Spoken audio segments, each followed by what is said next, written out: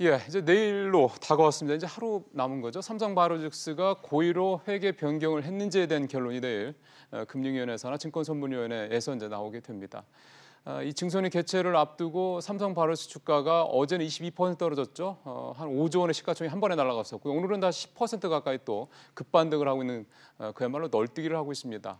그만큼 바이오업계 투자자들 불안감은 커질 수밖에 없는 상황입니다.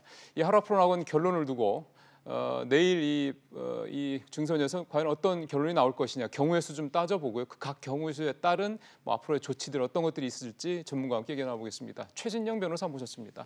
변호사님 어서 오십시오. 안녕하십니까.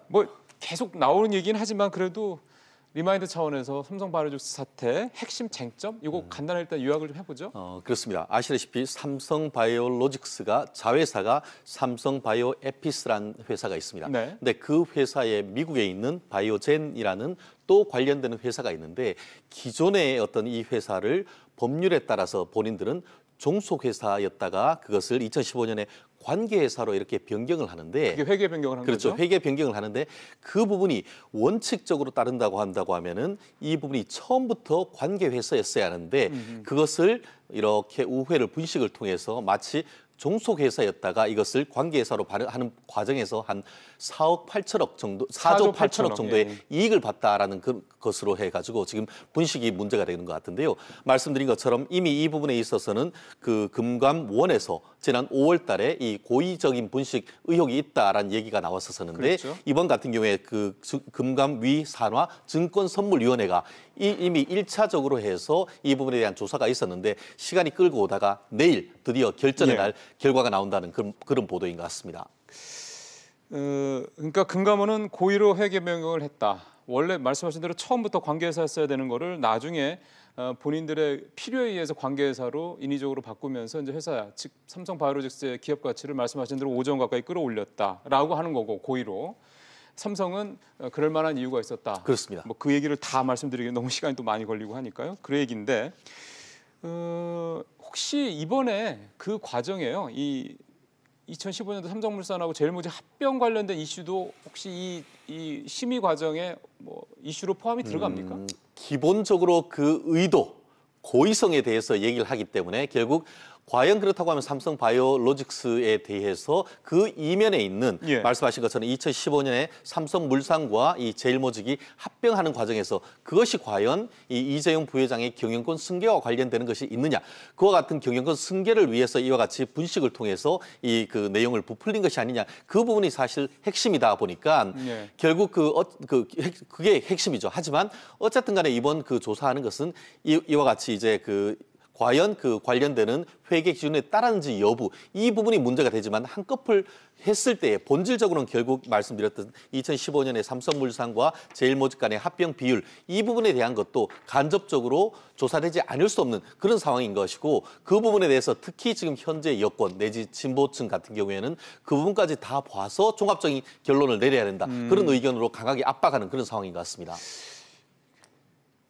사실은 이제 이게 그 부분이 안 들어가면은 이제 금감원도 그렇고 이제 시민단체들도 그렇고 이번 심의가 제대로 된 심의가 아니다라고 지적을 하긴 하는 건데요. 지금 나오는 기사들이나 이런 것들을 취재가 되는 내용들을 들어보면은 이번에는 그거는 영향을 미치지 않지 않겠느냐 그런 얘기도 나오고 있어서 이건 어쨌든 내일 뚜껑을 열어봐야 될 것 같고요. 자 그럼 이제 본격적으로 이제 결론 얘기 쪽으로 가보죠.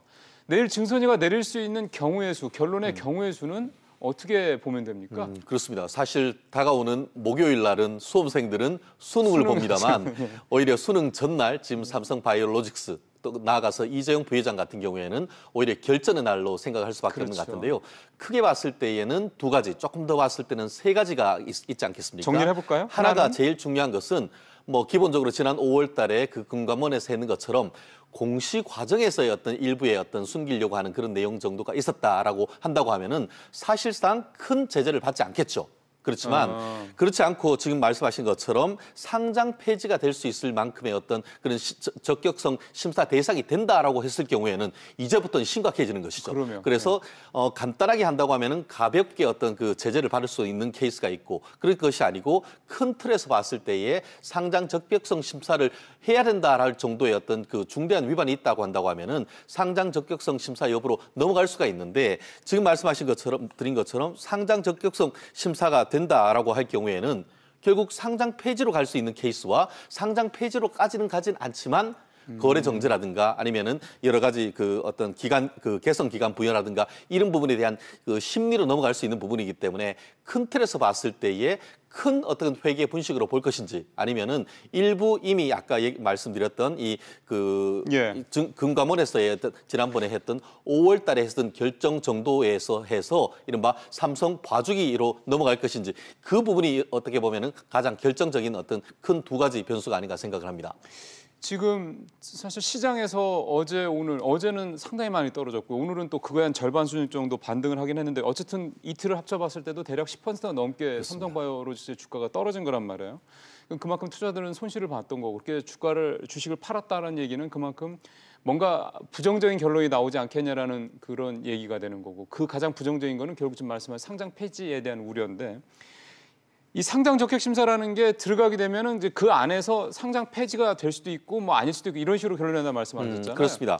말씀드린 것처럼 기본적으로 여러 가지 시나리오 중에 최악의 시나리오 같은 경우에는 상장 폐지할지 여부에 대한 적격 심사를 할 수밖에 없는 그런 상황인 것 같은데요. 예. 그와 관련해 가지고 먼저 이제 그렇게 하기 위해서는 이 증권선물위원회에서 이 검찰에 고소를 하게 되는 고소나 고발 통보를 하게 되는 먼저 것이죠. 하고, 예. 그렇게 되면은 그 자체로서 20일 이내에 이제 그 상장 적격적 심사를 해야 되는데 고소 고발을 하면 그 즉시 이 거래 정지되는 그런 엄청난 지금 그 혼란에 빠질 수 있는 그런 부분인 것이죠. 예. 그렇기 때문에 내일 어제와 오늘 이렇게 그 롤러코스터 장이 되는 것은 내일에 대한 어떤 그 예측이 어제 같은 경우에는 이게 굉장히 비관적으로 보다가 오늘 같은 경우에는 각종 언론 보도를 봤을 때 최악의 케이스로 갈 가능성은 낮다라는 그런 보도가 있으니까 그 최악의 케이스라는 거는 상장 폐지 얘기하는 그렇죠. 거죠. 예. 그렇기 때문에 현재 오늘의 어떤 시황이나 많은 그 증권 전문가들의 분석에 따를 경우에는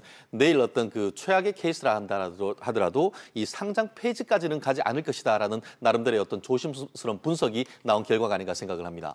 상장 폐지 요건에 기본적인 그런 요건들이 있죠. 뭐 삼바 얘기를 이제 별개로 하고요. 어떤 것들이 상장 폐지 요건이 보통 되나요? 그렇습니다. 지금 같은 경우에 쉽게 말하면 상장 적격 심사 대상이 되는지 여부와 관련해 가지고 현재 그 재무와 관련되는 이 규정을 보면은 이 그 재무제표에 있어서 그 이 자본이 2.5% 이상 변경될 경우에는 이 부분에 있어서 상장 적격 심사 대상이 될 수밖에 없다라고 하는데 말씀드린 것처럼 현재 이와 같은 이 삼성 바이오로직스와 삼성 바이오 에피스의 그 말씀드린 것처럼 4조 8천억 너무 금액이 커가지고 금액 자체도 표현하기 어려운데요. 4조 8천억 정도의 어떤 그 분식이 있다라고 하면은 말씀하신 것처럼 삼성 바이오로직스의 재무제표가 수정될 수밖에 없는 그런 상황이 되는 것이죠. 그렇게 된다고 하면은 말씀드린 것처럼 이 부분이 어떤 그 분식의 내용이 너무나 중대하다. 그리고 그 내용이 고의성이 짙다. 이럴 경우에는 말씀드린 것처럼 이게 단순한 어떤 거래 정지를 넘어서 상장 폐지까지 갈 수도 있는 그런 부분이 있다 보니까 과연 이 부분이 삼성이 주장하는 것처럼 현재의 국제 재무 기준에 맞았는 것인지 여부 이 부분이 내일 어떤 심리에 2차 심리에 아주 결정적인 기준이 될 것이 아닌가 생각을 합니다. 예, 상장 폐지 요건만 들어보면은 글쎄요, 이제 만약에 정말 삼성바이오로직스가 고의로 어떤 기업 가치를 무려 5조 원 가까이나 이렇게 뭐 부풀렸다 이런 부분에 대해서는 그만한 응당한 대가가 결국 이제 그런 상장 폐지 쪽까지 갈 수 있지 않게 이렇게 볼 수도 있는 건데 이건 결론 사실 나와봐야지 아는 거고 사실은 이제 저희가 걱정이 되는 거는. 만약에 이제 상장 폐지가 됐을 경우는 투자자들 문제 아니겠습니까? 그렇습니다. 이 삼성바이오로직스만 해도 시가총액이 굉장히 큰 회사니까 투자자도 그만큼 많은데요. 물론 해외 투자자들도 있고요. 이렇게 갑자기 상장 폐지가 되면 그 회사 투자자들은 자기가 투자했던 돈을 이제 그러니까 손실을 어떻게 보상을 받거나 하는 방향이 있나요? 기본적으로 이제 뭐 투자는 본인의 판단에 의해서 그렇죠. 하는 것이죠. 그렇지만 이처럼 분식 회계에 의해 가지고 이와 같은 손해를 봤다라고 할 경우에는 지금 현재 자본시장법상의 이른바 증권에 관련되는 이 집단 소송을 할 가능성이 있지 않을까 싶습니다. 이거 관련해서는 집단 소송이 가능한 모양이죠. 그렇죠. 그런데 예전 같은 경우에 지금 증권 관련 집단 소송을 지금까지 법원에서 허가했는 케이스가 굉장히 적었습니다. 다만 작년에 그 대법원 전원합의체 판결이나 관련된 판결에 의해 가지고 이와 같은 증권 집단 소송을 좀 더 폭넓게 인정을 해야 된다는 대법원 보면 판례가 나왔습니다. 그렇기 때문에 만약에 이번과 같이 어떻게 보면은 이 재무제표 수정을에 따르는 것으로 해서 적격적 심사가 되고 그래서 그와 같은 위법이 크다고 해서 상장 폐지가 될 경우에는 결국 삼성바이오로직스에 대해서 이 증권 집단 소송을 펼칠 가능성이 높은데요. 예. 다만 그와 같은 소송이 굉장히 많은 수만 명의 소송이 될 가능성이 있고 그러니까요. 그와 같은 그 소송을 제기한다 하더라도 먼저 법원으로부터 그와 같은 소송을 허가받는 과정도 굉장히 길고 그와 같은 법원의 허가를 받은 다음에 이제 본격적인 소송으로 들어가기 때문에 그 사이에 녹아나는 것은 이 개미와 같은 이 일반 투자자들이 되기 때문에 앞으로 이 부분이 내일의 결과에 따라서 최악의 케이스는 정말 수많은 지금 그 개미 투자자들이 손실을 입을 가능성도 있어서 많은 분들이 오늘 잠 못 이루는 밤을 이루지 않을까 싶습니다. 이 말씀 나온 김에 사실은 아까 처음에 모두에 말씀하신 것처럼 이 주식 투자는 사실 개인의 판단이죠. 그러니까 그 투자를 했다는 손실은 개인이 책임을 지는 게 맞습니다. 근데 그거는 정상적인 상황인 거고 이건처럼 뭔가 어떤 의도치 않았던 그러니까 전혀 내부적인 문제를 알 수 없는 상황에서 기업이 상장 폐지가 되거나 기업이 거래 정지가 됐을 때 이제 그 투자들이 피해를 입게 되지 않습니까? 지금 말씀대로라면은 이 삼성바이오로직스 같은 경우도 대략 한 20일 이상의 거래 정지 기간이 나올 수도 있다라는 얘기인데 그 사이에 거래를 못 하게 되면 투자들은 분명히 손실이 그렇습니다. 커질 수 있는 거고요.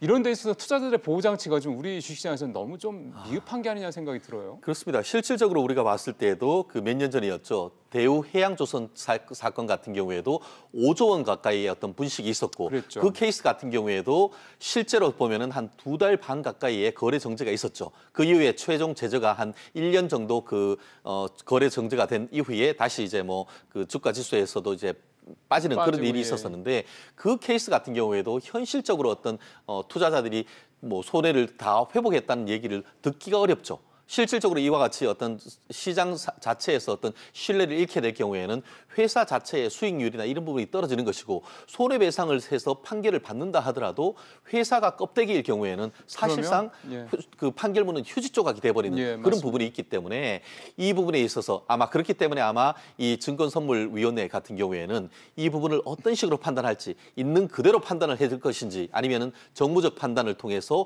이 만약에 이제 그 거래 정지나 이런 것으로 할 경우에 있게 될 우리 국가 경제의 어떤 손실 그리고 개미 투자자의 어떤 손실 이런 부분을 종합적으로 해서 판단을 할 것인데 말씀드린 것처럼 그에 대한 판단에 따라서 그 개미들이 입은 손실을 회복할 수 있는 방법이 너무나 어렵다는 그런 점에서 말씀드린 것처럼 그 현재 자본시장법 관련되는 증권 이 집단 소송 이런 부분에 대한 요건을 완화하는 그런 필요가 있지 않을까 생각을 합니다. 예. 사실은 상장 폐지가 되는 회사들은 매년 있고요.